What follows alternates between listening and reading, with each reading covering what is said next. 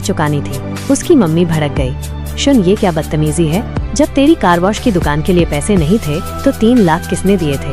और दिए तो क्या हमने कभी प्रेशर डाला? और अब 2 लाख दिए तो बार बार पैसे मांगने आ जाता है? क्या समझ रखा है?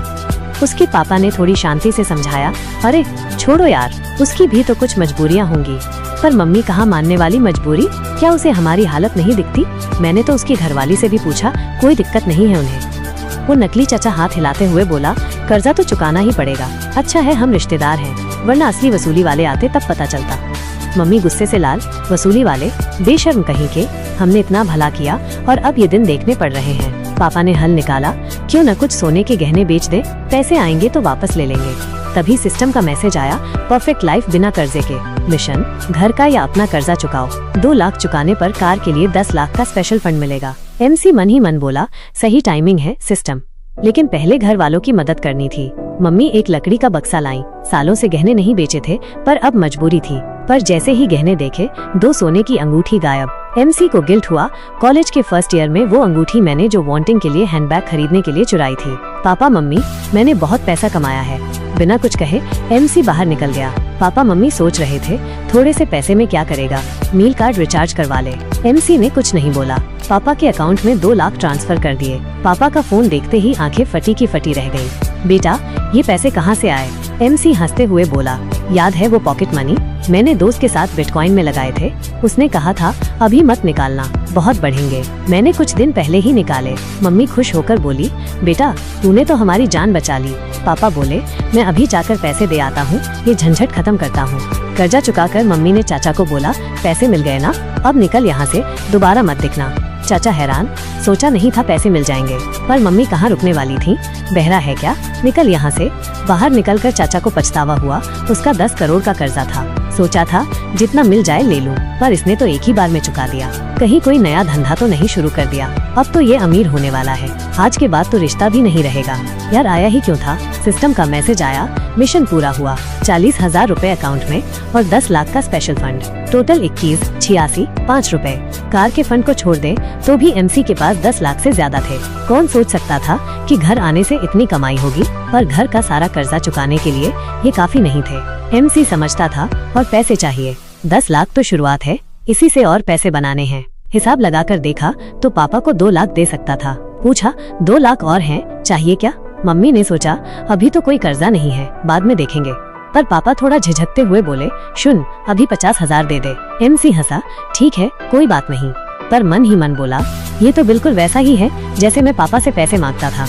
आदतें कहाँ जाती हैं। स्कूल वापस आकर MC की ली से सीढ़ियों पर मुलाकात हुई। ली ने बताया कि उसकी क्लास नहीं थी, इसलिए जल्दी आ गई। MC ने पूछा, आज रात फ्री है? डिनर पर चलते हैं, पिछली बार तूने खिलाया था। पर ली मिंग का चेहरा देखते ही याद आया, ली शियाओ की बहन। ली मिंग तो मेरी दुश्मन है, उससे तो नहीं पंगा ले सकता। MC ने जल्दी से बात बदली, अरे काउंसलर याद आया, मुझे तो काम है, आज रात तो नहीं हो पाएगा, फिर कभी चलते हैं। MC को जल्दी में जाते देखकर मिंग बोली, कुछ तो गड़बड़ है। ली ने कहा, शायद डिनर ही था, और अगर कुछ और भी होता तो मैं हाँ नहीं करती। MC हॉस्टल से निकलते हुए बोला, यार कितनी गर्मी है। उसे जो वांटिंग के साथ राइड पर जाने वाले दिन याद आ गए। ठंडी हवा कितना अच्छा लगता था। तभी याद आया, कार के लिए स्पेशल फंड है, अगर यूज नहीं किया तो सिस्टम की बेइज्जती होगी। उसने फोंग मेनवे को मैसेज किया, चलो आज कार देखते हैं। फोंग मेनवे की रूममेट ने चढ़ाया, कार देखने जा रहे हो? जल्दी चल रहा है सब कुछ? आज रात वापस आओगी भी या नहीं? सब बताओ सब बताओ। फोंग मेनू शर्माते हुए बोली, हम साथ नहीं हैं, ऐसा मत बोलो। रूममेट ने चढ़ाना जारी रखा, हमारी मिन तो लकी है, इतना अमीर और हैंडसम पति मिलेगा, पूरा पैसा निचोड़ लेगी। फिर अचानक फोंग मिनुई को पीछे से गले लगा लिया। फोंग मिनुई का चेहरा लाल हो गया और वो शर्माते हुए बोली। 1 घंटे बाद दोनों एक बड़ी कार डीलरशिप पर पहुंचे। सेल्समैन ने फोंग मेनू को पहचान लिया और फोंग मेनू ने भी उसे पहचान लिया। वो चेन यांगोंग था, कॉलेज का सीनियर जो उसे पटाने की कोशिश करता था। MC ने पास की M9 की तरफ इशारा किया और उसके बारे में पूछा।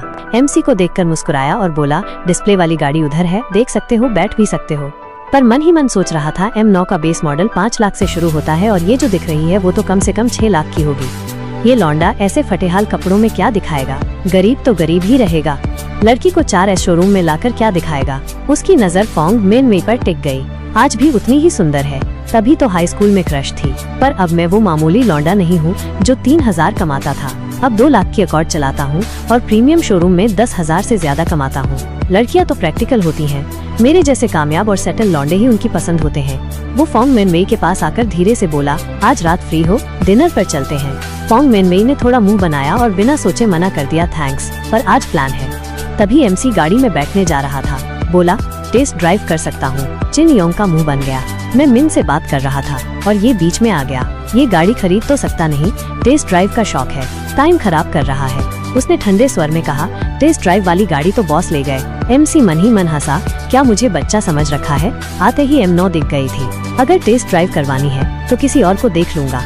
बिना कुछ कहे एमसी रिसेप्शन पर जाकर बोला, कोई और सेल्समैन मिलेगा क्या, टेस्ट ड्राइव करनी है। चा गर्मजोशी से मुस्कुराते हुए, हाय हेलो, मैं चा, सेल्स कंसल्टेंट, कैसे मदद कर सकती हूँ।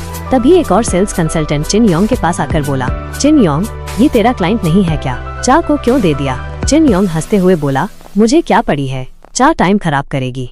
कोई गरीब स्टूडेंट M9 खरीदने और टेस्ट ड्राइव करने की बात कर रहा है, क्या ये पॉसिबल है। दूसरे कंसल्टेंट ने भौहें चढ़ाई, पर अगर खरीद लिया तो। चिन योंग हंसते हुए बोला, क्या खाक खरीदेगा, लड़की को दिखाने के लिए नाटक कर रहा है। ऐसे लौंडे बहुत देखे हैं मैंने। चा पैसेंजर सीट पर बैठी एमसी को गाड़ी के फीचर्स बता रही थी, पर एमसी का ध्यान चा पर था। प्रोफेशनल भी है और फिगर भी फोंग मिनवेई से कम नहीं है। आजकल ऑटो इंडस्ट्री में यही तो चलता है ना, कितनी खबरें आती हैं कि सेल्स गर्ल्स डील के लिए कुछ भी कर जाती हैं। चा ने मुस्कुराकर पूछा, सर बजट क्या है। एमसी ने आराम से जवाब दिया, स्टॉक में है क्या, आज ही घर ले जाना है। चा हैरान थी। ज्यादातर कस्टमर झिझकते हैं, गाड़ी को बार बार देखते हैं, मोल भाव करते हैं, पर ये लौंडा एक टेस्ट ड्राइव और ऑर्डर देने को तैयार, कीमत भी नहीं पूछी। क्या ये ज्यादा जल्दी नहीं है, और अगर ये सीरियस है तो चिन योंग ने इसे जाने कैसे दिया। उसने जल्दी से स्टॉक चेक किया और एमसी को बताया, अभी तो स्टॉक में नहीं है, पर एक हफ्ते में आ जाएगी। एमसी सीधा बोला, ऑर्डर आज ही देना है। चा के दिमाग में हलचल मची। 6 लाख से ऊपर की गाड़ी है और ये सीधा खरीदने की बात कर रहा है। क्या इसे ड्रीम कस्टमर कहते हैं या कोई और चाल है। फिर भी उसने प्रोफेशनल रहते हुए कहा, थोड़ा रुकिए, कॉन्ट्रैक्ट बनाता हूँ, 50,000 का डिपॉजिट लगेगा। चिन योंग को अभी भी विश्वास नहीं हो रहा था। उसने चा से पूछा, चा ये लौंडा क्या कर रहा है। चा अपनी डेस्क पर बैठकर बोली, खरीद रहा है। चिन योंग अभी भी मानने को तैयार नहीं था। हंसते हुए बोला, ये सिर्फ दिखावा कर रहा है, पैसे देने की बारी आएगी तो गायब हो जाएगा। ऐसे लौंडे बहुत देखे हैं हमने। दूसरे कंसल्टेंट ने भी कहा, मैंने इतने सालों में ऐसा कस्टमर नहीं देखा जो इतना बेफिक्र होकर खरीद रहा है। चा ने बिना कोई भाव दिखाए कहा, मिस्टर शिन सिर्फ खरीद नहीं रहे, पूरा पेमेंट कर रहे हैं। ये सुनकर दोनों की बोलती बंद हो गई, मुंह खुले के खुले रह गए। यार बड़ी डील मिस कर दी हमने। कॉन्ट्रैक्ट साइन करने के बाद चा ने प्यार से पूछा, मिस्टर शिन कोई सवाल हो तो पूछ सकते हैं, कहीं छोड़ना है क्या। एमसी कुछ बोलता उससे पहले फोंग मिनवेई ने उसे खींचकर मना कर दिया, कोई जरूरत नहीं, हम टैक्सी ले लेंगे। चा को थोड़ा अजीब लगा। उसे लगा कि वो एमसी के साथ ज्यादा ही फ्रेंडली हो गई थी, जिससे फोंग मिनवेई को जलन हो रही है। एमसी ने फोंग मिनवेई को देखा, लगता है जल रही है।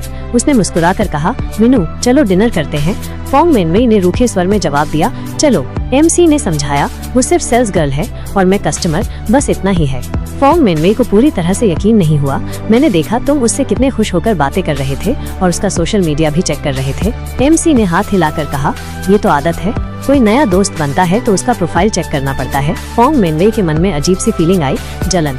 उसे एहसास हुआ कि एमसी किसी और लड़की से बात कर रहा था तो उसे बुरा लग रहा था, पर क्यों, हमारा तो कोई रिश्ता भी नहीं है, फिर मुझे ऐसा क्यों लग रहा है। एमसी को इतना पैसा खर्च करते देखकर उसे समझ आ गया कि एमसी दूसरी लड़कियों को भी अट्रैक्ट करेगा। उसे एमसी को अपने पास रखने का कोई तरीका ढूंढना होगा। माहौल में बदलाव देखकर एमसी ने बात बदलते हुए कहा, चलो पहले खाना खाते हैं, फिर IFC चलकर तुम्हारा गिफ्ट लेंगे। फोंग मिनवेई झिझकी, हमेशा तुम ही पे करते हो, मैं मटेरियलिस्टिक नहीं दिखना चाहती। पर एमसी हंसते हुए बोला, लड़कियों के पास बहुत सारे हैंडबैग होना नॉर्मल है, हफ्ते के 7 दिन 7 अलग बैग। असल में उसके दिमाग में कुछ और चल रहा था। लड़कियों पर पैसे खर्च करने से वो खुश होती हैं और मुझे ट्रिपल कैशबैक मिलता है, जितना खरीदूंगा उतना कमाऊंगा, ये सबसे स्मार्ट इन्वेस्टमेंट है। कुछ मिनट बाद रेस्टोरेंट में एमसी ने जानबूझकर पूछा, मिनू ठंडा पियोगी या गरम। फोंग मिनू समझ गई, उसका चेहरा लाल हो गया, शर्माते हुए बोली, ठंडा। एमसी को थोड़ा अजीब लगा, जो वांटिंग के साथ गए हुए 2 महीने हो गए हैं, सच में मुझे थोड़ा टाइम निकालना पड़ेगा।